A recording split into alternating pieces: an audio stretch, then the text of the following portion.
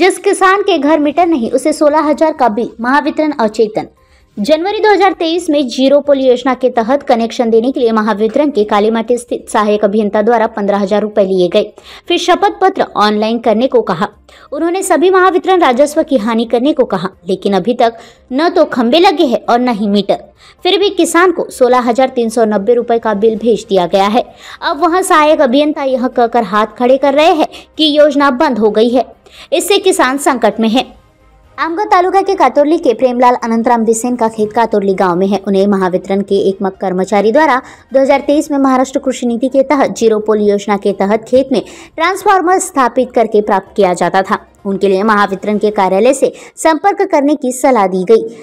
तदनुसार प्रेमलाल बिसेन कालीमाटी स्थित महावितरण के उपकेंद्र गए और सहायक अभियंता अनंत प्रसाद कर से मिले। प्रसाद कर ने उन्हें कहा कि इसके लिए उसे 15,000 रुपए की जरूरत होगी। किसान बिसेन ने जनवरी 2023 में सहायक यंत्री को 15,000 रुपए का भुगतान किया। इसके बाद जीरो डीपी के तहत कनेक्शन मिलने की गारंटी दी गई। इसके लिए उनसे शपथ पत्र जमा करके उन्हें सामान्य वितरण या राजस्व विभाग से अनापत्ति प्रमाण पत्र जमा करने को कहा गया। किसान ने वैसा ही किया।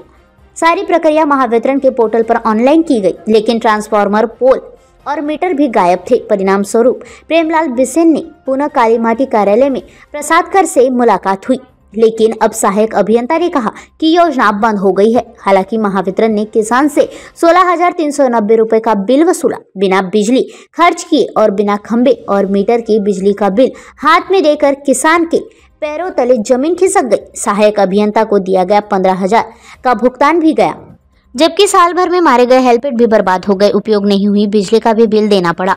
उन फार या घर पर बिजली मीटर लगाना हो तो सर्वे करना पड़ता है।